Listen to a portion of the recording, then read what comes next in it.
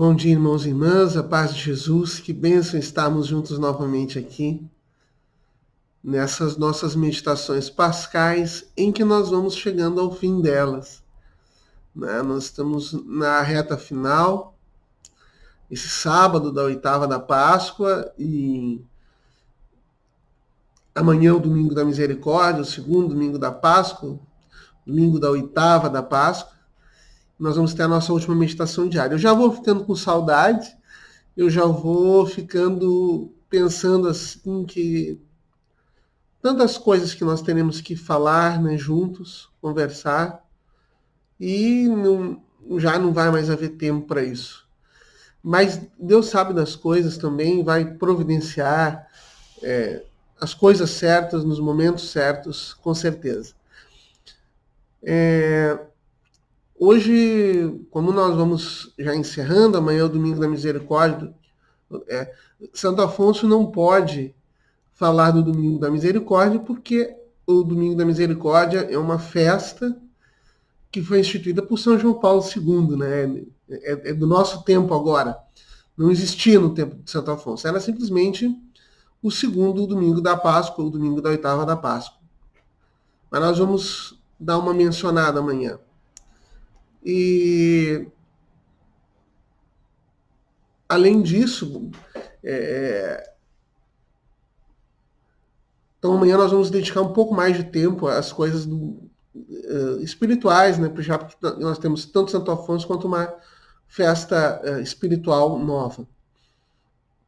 Então hoje, encerrando reflexões outras que nós podemos fazer,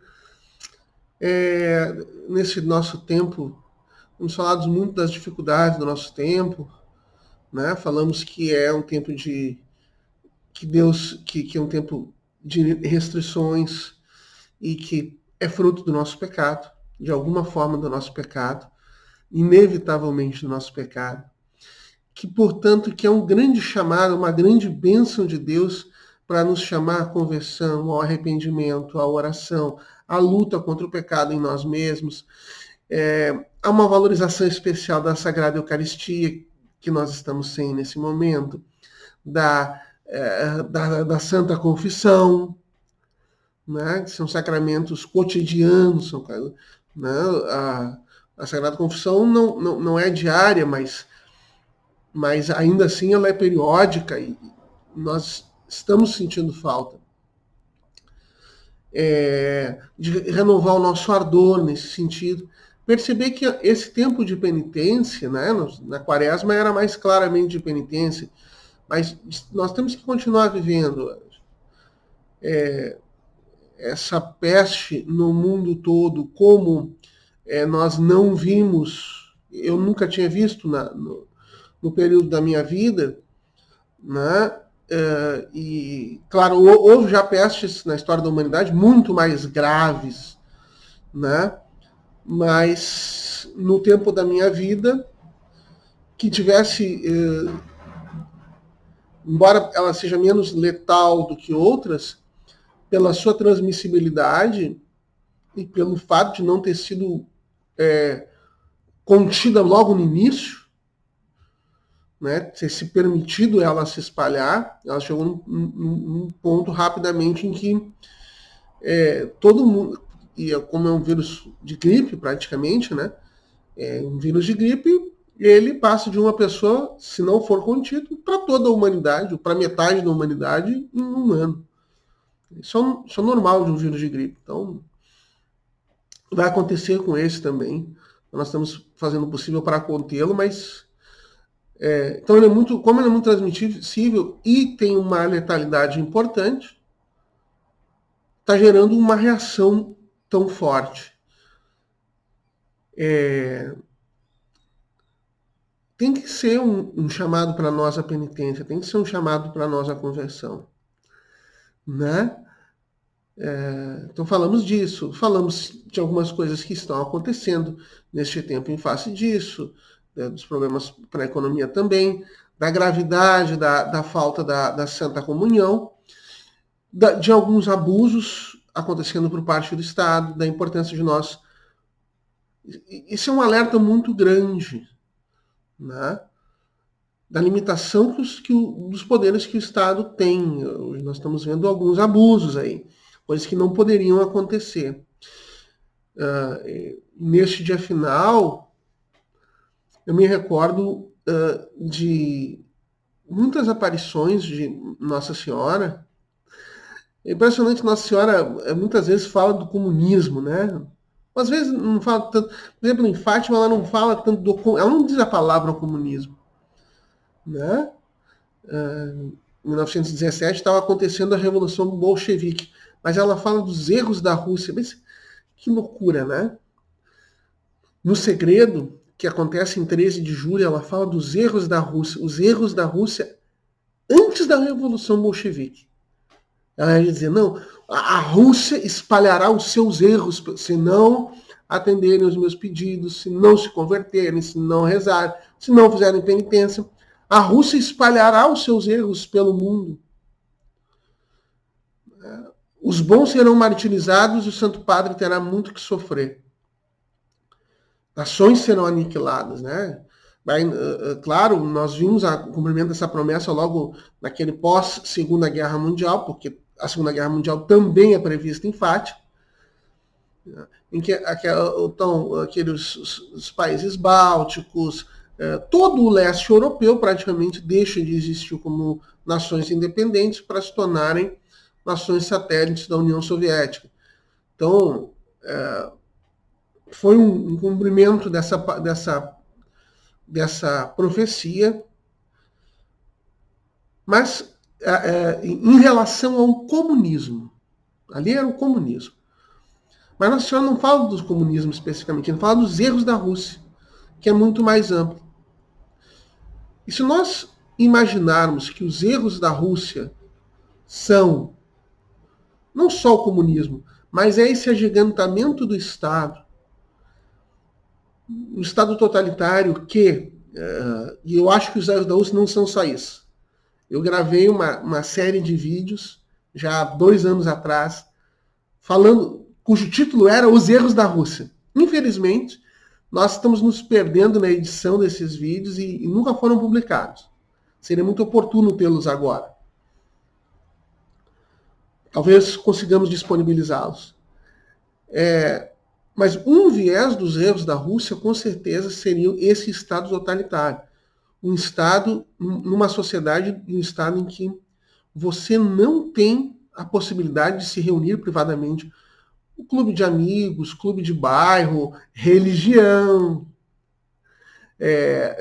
clube esportivo, não sindicato, não existe nenhum tipo de reunião que não seja coordenada pelo Estado, em que não tenha um representante do Estado ali que seja o coordenador ou que pelo menos esteja espionando as coisas para dizer ao Estado se o que se está falando ali está de acordo com a ideologia do partido, ou se não, e se não, pode ter sanções, pode ter prisão. Ali, nesses estados totalitários, como era o nazismo, como era o comunismo de Stalin, como nós vivemos hoje na Coreia do Norte, como nós vivemos em grande medida na China, né? E aí, então, não, é mais grave o falar contra o Estado, contra o regime, nem só contra o Estado, contra o regime, contra a maneira de pensar daquele Estado, a ideologia que ele assume, do que cometer um crime. Cometer um furto, um roubo, um estupro, são coisas contra a lei natural, são coisas gravíssimas. Mas para aquele Estado é menos importante do que o divergir do Estado. E o que nós estamos vivendo hoje? Nós vemos pessoas que estão andando na rua ser presas por estar andando na rua. E, ao mesmo tempo, dezenas de milhares de criminosos graves sendo soltos em nome da mesma doença, a mesma peste que faz com que o Estado queira prender pessoas por trabalhar, por sair na rua, por passear. solta ladrões, estupradores, homicidas, traficantes de entorpecente. Isso é um agigantamento do Estado. É o Estado que está mais preocupado consigo do que com a sociedade. Isso aí não tem dúvida nenhuma. Né? Então nós vemos um cumprimento. E, ao mesmo tempo, este Estado que nessas restrições, por estar proibindo, aspas, aglomerações, nos priva da Santa Missa. E aí nós identificamos outro sinal dos tempos. Quantas vezes em aparições de Nossa Senhora diz, olha, vai ser muito difícil celebrar a Eucaristia.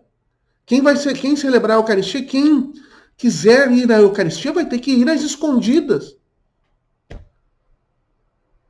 Falei esses dias um sacerdote que transmitiu a Santa Missa e tinha 7 pessoas com ele e veio o Estado e impediu. Então, pululam notícias de celebrações sendo interrompidas assim, por terem 10 pessoas, 5 pessoas, 15 pessoas. Há notícias de paróquias celebrando privadamente, missas com 10, 15, 20 pessoas, a portas fechadas. Parece que nós estamos com medo.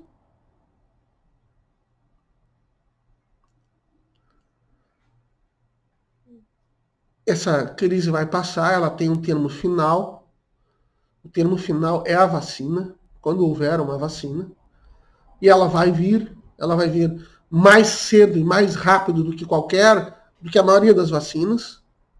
Mas uma vacina sempre leva mais tempo. E nós vamos, se nós ficarmos parados até lá, não destruir o país. Mas ela tem um termo final. Quem fica dizendo, não, até 2021, 2022, esse não sabe o que está falando. Porque quando nós tivermos uma vacina em massa, e ela já se está trabalhando muito nela, esse tempo vai ter passado. Mas há coisas que podem antecipar isso, né? Podem acontecer que podem antecipar isso e devem até. Então nós vamos sair dessa situação. Mas essa situação que nós estamos vivendo agora, que é muito importante, ela tem que ficar na nossa memória. Como um sinal. Olha o que aconteceu. Tudo o que aconteceu. Isso que nós estamos vivendo, nós temos que rezar muito. Rezar muito. Fazer muita penitência. Sair logo dessa situação. E nós vamos sair. Como um sinal. Isso que aconteceu, que pode acontecer novamente, logo ali. O mundo nunca mais será o mesmo. Eu acho que nunca mais será. Tem que ficar esse alerta. E nós também seguimos com penitência, seguimos com conversão. Há muito pecado no mundo. E essa é a principal lição. Oração, penitência, conversão é a principal lição deste nosso tempo. Mas atentos a todas essas questões.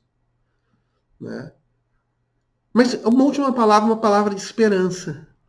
Porque esta terra de Santa Cruz é uma terra de Nossa Senhora. É uma terra de Nossa Senhora Aparecida. Toda essa crise é muito ruim, mas teve coisas boas. Toda a América Latina se consagrou a Nossa Senhora de Guadalupe, nossa padroeira. Que coisa maravilhosa.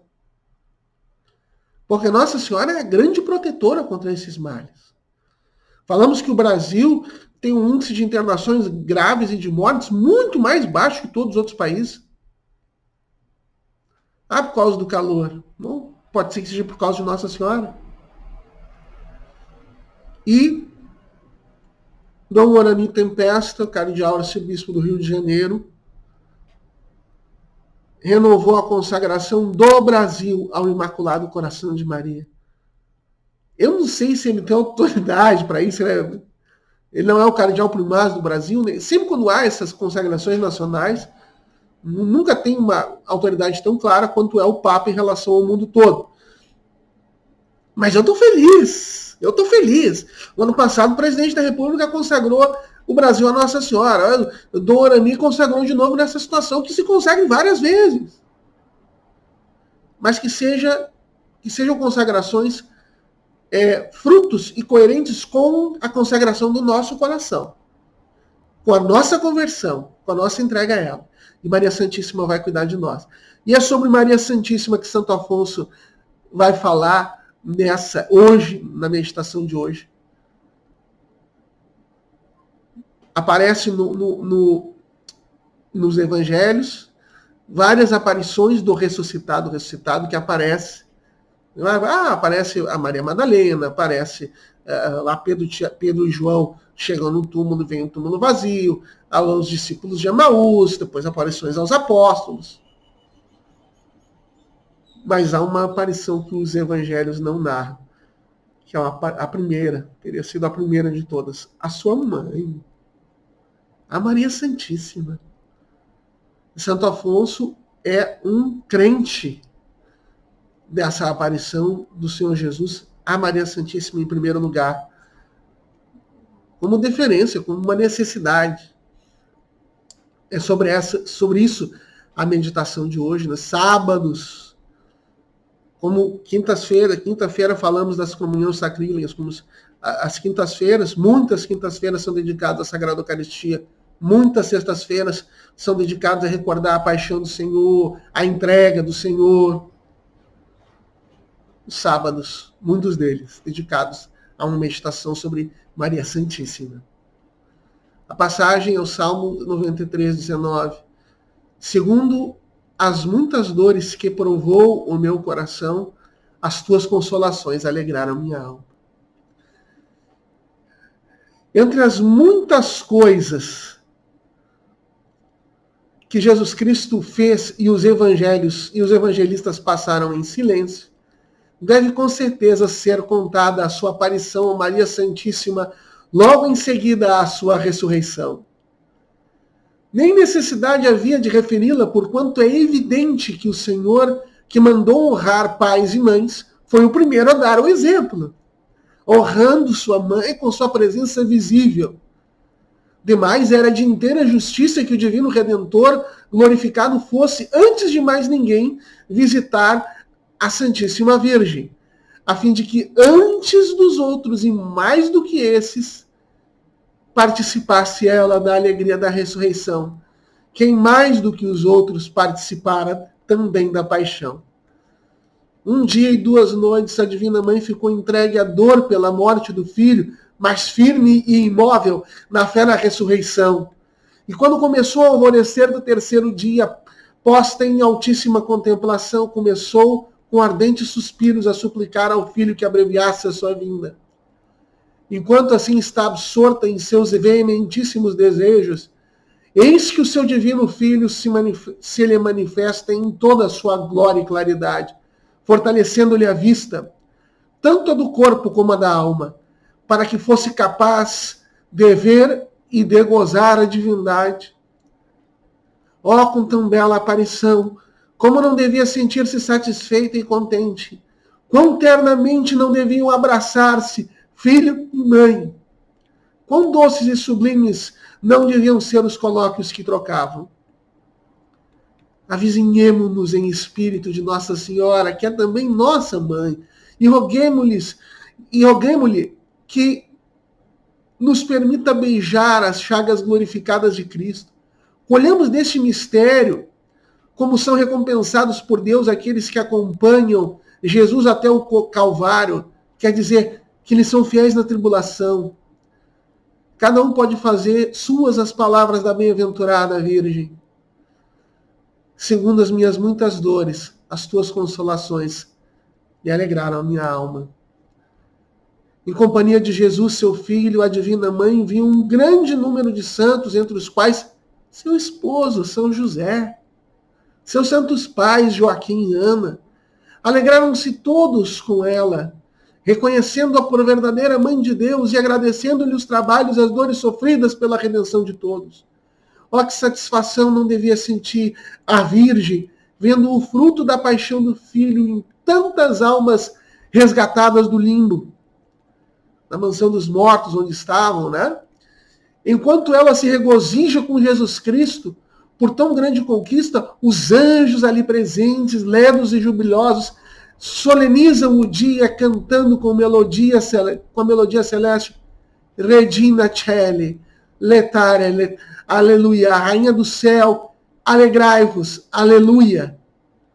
Unamo-nos aos coros dos anjos, unamo-nos com todos os fiéis da igreja, para que congratulemo-nos, para congratularmos-nos com a Divina Mãe e cantemos também Regina Celi, letare, aleluia.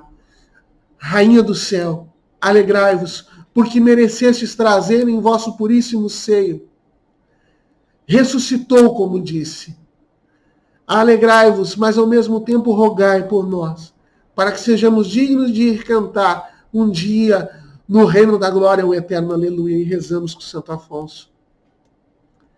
É o que vos peço também, ó eterno Pai, sim, meu Deus, vós que vos dignaste alegrar o mundo com a ressurreição do vosso Filho e Senhor nosso Jesus Cristo, concedei-nos que suplicamos pela Virgem Maria, sua mãe, alcancemos os prazeres da vida eterna. Fazei-o pelo amor do mesmo Jesus Cristo. Em nome do Pai, do Filho e do Espírito Santo. Amém. Então rezamos assim e confiemos. Estamos numa terra de Maria Santíssima. Voltemo-nos para ela. Ela é a mãe das misericórdias, rainha dos mártires, rainha dos sofredores, mas rainha dos filhos, mãe da igreja, mãe de todos nós. Aquela que é a que mais se enternece por nós e pelos nossos sofrimentos e limitações neste tempo de dificuldade. Voltemo-nos a ela, com orações, com jejuns, com penitência, para obtermos a grande glória do céu, a vitória do Senhor, o triunfo da Santíssima Virgem, que é a promessa das aparições de Fátima e de outras, o triunfo dela, que vai triunfar porque o Senhor venceu a morte. Aqueles israelitas, aqueles apóstolos, não mereciam a ressurreição de Jesus, mas ele deu, porque ele é misericordioso. Da mesma forma, a Maria Santíssima vai vencer em nosso mesmo, porque ela é misericórdia, porque misericordiosa e porque o Senhor a constituiu mãe e senhora. Amém. Voltamos amanhã para a última dessas nossas meditações pascais diárias. Depois voltamos eventualmente, mas amanhã encerramos esse ciclo. A paz de Jesus, Deus abençoe. Até lá.